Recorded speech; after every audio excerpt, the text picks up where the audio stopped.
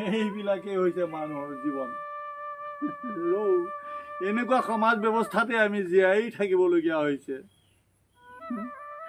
এনেহেন বিপদতো মই ফুটা কৰি এটাও বিচাৰি নাপালোঁ। গাঁওখনৰ প্ৰতি ঘৰ মানুহলৈকে গ'লোঁ। মোৰ লগত সমাজত একে শাৰীতে বহা সেই নদাই ভদাই কণ ল'ৰা কণ বাপ চবৰে ওচৰলৈকে মই গ'লোঁ, কিন্তু কোনেও মোক 10 টকা এটা দিও সহায় কৰিব নোৱাৰিলে।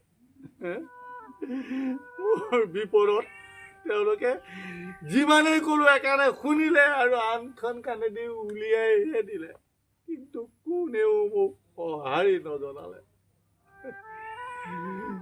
সিফালে সেই ছোৱালীজনীৰ অসুখটো দিনক দিনে বেছি হৈ গৈহে আছে। ডাক্তৰক দেখুৱাটো দূৰৰ কথা, পিল এটা কিনিবলৈ মোৰ হাতত 10 টকা পইচা নাই।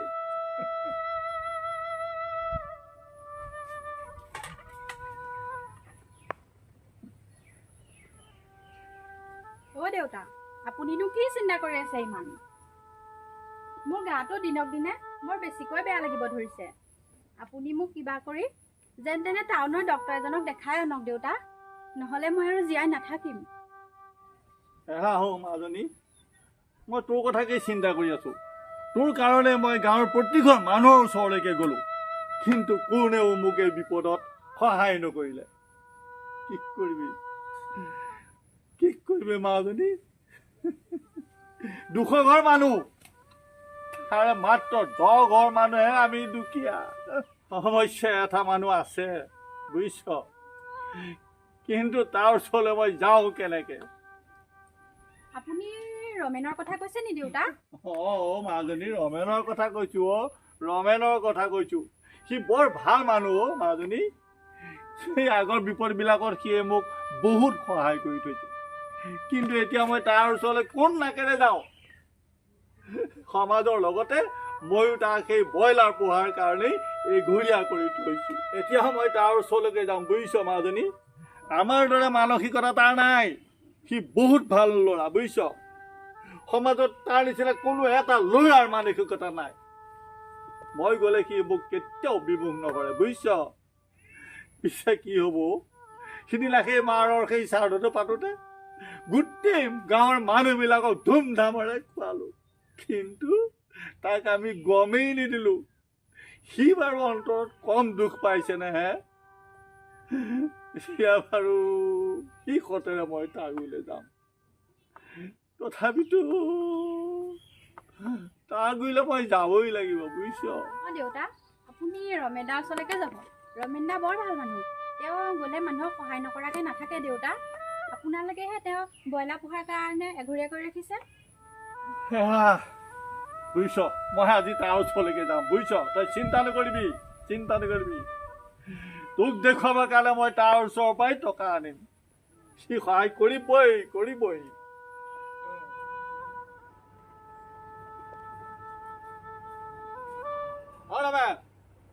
ৰমেন, কোননো? মই লেলাকাই। বহকচোন, মই আহিছোঁ বাৰু, ৰ'বচোন। ৰৈছোঁ, আহা। লেলা দাদা? হয়। বহুত দিনৰ মূৰত আহিলেও। আহকচোন, আহক, ভিতৰলৈকে আহক। হ'ব দিয়া। ইয়াতে বহকচোন, বহুত গৰম পৰিছে বুজিছেনে? হয়, নক'বা বুজিছানে, গৰমত একো কৰিবই নোৱাৰি বুজিছা। বহাচোন, বহা, তুমি ওচৰতে বহা। হয়। কি উদ্দেশ্য লৈ আহিলেনো? এনেইতো আপোনাৰ দেখা দেখি নাই, নিশ্চয় কিবা উদ্দেশ্য লৈ আহিছে চাগে। উদ্দেশ্য লৈ আহিছোঁ বুজিছা। পিছে হেৰি নহয়, তোমাৰ ব্যৱসায় বাণিজ্য কেনে চলিছে? ব্যৱসায় বাণিজ্য ভালে চলিছে বাইদেউ বুজিছেনে। এই পৰহি আকৌ নতুনকে পোৱালি ভৰালো, আগৰ দুচাম বেচিলো। তাৰপিছতে আপোনাৰ জাৰ্চি গৰুজনী ঠিকে আছে, খালি ছাগলীকেইটা ৰাখিবলৈ অকণ প্ৰব্লেম হৈছে। বৰ ভাল কৰিছা বুজিছা, বৰ ভাল কৰিছা। হয়, আপুনিনো কি উদ্দেশ্য লৈ আহিলে আমাৰ ফালে? কিনো ক'বা হে ৰমেন, হয়, তোমাৰ ওচৰলৈ একেবাৰে শেষ পৰ্যায়তহে আহিছোঁ বুজিছা। তোমাৰ ওচৰত বৰ ডাঙৰ অন্যায় কৰিলোঁ ৰমেন। সমাজৰ স্বাৰ্থত লগত লাগিয়েই মই তোমাক অন্যায় কৰিলোঁ, মোক বেয়া নাপাবা বুজিছা। বেয়া পাম কওকচোন বাৰু কথাখিনি। সেই সামান্য সেই ব্ৰইলাৰ পোহাৰ কাৰণেই তোমাক এই সমাজৰ পৰা আমি এঘৰীয়া কৰি ৰাখিব লগা হৈছে বুজিছা। এইটো বৰ দুখৰ বিষয়। ধৈৰ্য ধৰকচোন ককাইদেউ, ইমাননো কিয় দুখ কৰিছে? আপোনাৰ কি এনে বিপদ হৈছে?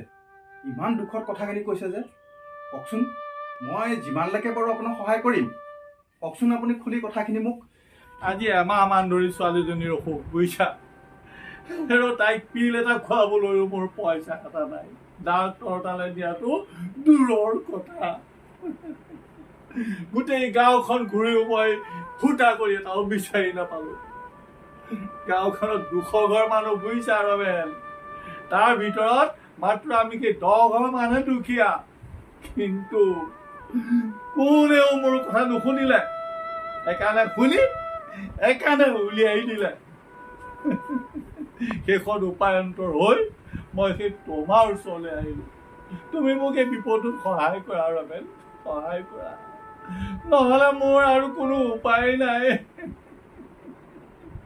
মই যিমানখিনি পাৰোঁ আপোনাক সহায় কৰিম এই পৰহি পোৱালি ভৰাইছোঁহে নতুনকৈ ভালেখিনি পইচা লাগে নহয় বাইদেউ তথাপিতো সেই দানা পানী কিনি খুৱাবলৈকে পইচা কেইটামান বেংকত আছে এতিয়া আপোনাক মই লগতে দি পঠাব নোৱাৰিম মই বেংকলৈকে যাম বুজিছে বেংকৰ পৰা উলিয়াই আনি সন্ধিয়ালৈকে আপোনাৰ ঘৰত গৈ মই নিজে দি থৈ আহিমগৈ আৰু গৰুজনীৰ কথা যে কৈছে হয় সেই গৰুজনী মোক দিব নালাগে বাইদেউ আপুনি গৰুজনীৰ পৰা যিকণ গাখীৰ ওলায় সেইকণে আপুনি খাবচোন আপোনাৰ বয়স হৈছে গাখীৰ পানী অকণ খাব লাগে সেই গৰুজনী আপুনি নিজেই ৰাখিব আপোনাৰ যেতিয়াই সুবিধা হ'ব তেতিয়াই মোক পইচাকেইটা ঘূৰাই দিবহি আপুনি চিন্তা কৰিব নালাগে ছোৱালীজনীক চহৰৰ ভাল ডক্তৰক দেখুৱাই তাই ভালকৈ ট্ৰিটমেণ্টটো কৰক তাই কিবা এটা হ'লে মোৰে বেয়া লাগিব শুনি আপুনি চিন্তা নকৰিব বাইদেউ মই আপোনাক সহায় কৰিম হ'ব ৰমেন হ'ব তোমালোকৰ নিচিনা সেই মানুহবিলাকক আমাৰ এই সমাজবিলাকে এঘৰীয়া কৰি বৰ ডাঙৰ অন্যায় কৰিছোঁ ৰমেন এইবাৰ সমাজৰ মই তোমাৰ হৈ মাত মাতিম বুজিছা তুমিতো চুৰ ডকাইত কৰি খোৱা নাই হে সেই সমাজৰ প্ৰতিঘৰ মানুহতে সেই জন্মদিন বিয়া সবাহ যিকোনো এটা অনুষ্ঠান হ'লেই দেখোন ব্ৰইলাৰ কয়লাৰ এইবিলাকহে খায় হে সৌখিদিনাখন হৈ যোৱা বিয়াখনতো সেই কয়লাৰহে বোলে খুৱাইছে এতিয়া আকৌ তোমালোকৰ নিচিনা মানুহবিলাকক আমাৰ সমাজে ঘূৰীয়া কৰি পেলাই কিমান ডাঙৰ অন্যায় কৰিছে দেখিছা এইবাৰৰ পৰা আৰু এইবিলাক নহ'ব বুজিছা তোমালোকৰ নিচিনা মানুহবিলাক আমাৰ সমাজত আমি ৰাখিবই লাগিব মই মাত মাতিম এইবাৰৰ পৰা মই মাত মাতিম তুমি চিন্তা নকৰিবা বাইদেউ আপুনি খং নকৰিব সমাজত থাকিবলৈ পালে মোৰো ভাল লাগিব সমাজত নথকাৰ কাৰণে মোৰ বহুকেইটা সমস্যাৰ সন্মুখীন হ'বলগীয়া হৈছিল এই বছৰেকীয়া 2টা সকাম গ'ল মই উদ্ধাৰ হ'ব নোৱাৰিলোঁ পাৰে যদি আপুনি মোক শেষত সহায় কৰি দিলে মই নিশ্চয় কৃতাৰ্থ হ'ম আপোনালোকে কি ভাবে নাজানো সমাজখনত আমাৰ প্ৰয়োজন আছে নাই সেইটোও নাজানো কিন্তু সমাজখন আমাৰ প্ৰয়োজন আছে পাৰে যি বাইদেউ আমাক সমাজলৈ এইকণ উদ্ধাৰ কৰক ইয়াৰ দায়িত্ব মই আপোনাৰ ওপৰতে দিলোঁ হ'ব পাৰে যদি মোক উদ্ধাৰ কৰক তুমি চিন্তা নকৰিবা ৰমেন এইবাৰ মই যিকোনো প্ৰকাৰে হ'লেও তোমালোকৰ নিচিনা মানুহবিলাকক সমাজৰ অন্তৰ্ভুক্ত কৰিমেই ঠিক আছে বাইদেউ আপুনি তেতিয়া আগবঢ়ক মোৰ বহুখিনি কাম আছে হ'ব ফাৰ্মতে লাগোগে পোৱালিখিনি পৰহি ভৰাইছিলোঁ যে এই পানী দিবলৈ আছে আপুনি অহাৰ কাৰণে আপোনাৰ লগতে কথা পাতিলোঁ আপুনি যাওক মই সন্ধিয়ালৈকে নিজে গৈ পইচাকেইটা আপোনাক হ'ব তুমি তোমাৰ কামত লাগাগে যোৱা মই এতিয়া উঠিলোহে বাৰু যাওক হ'ব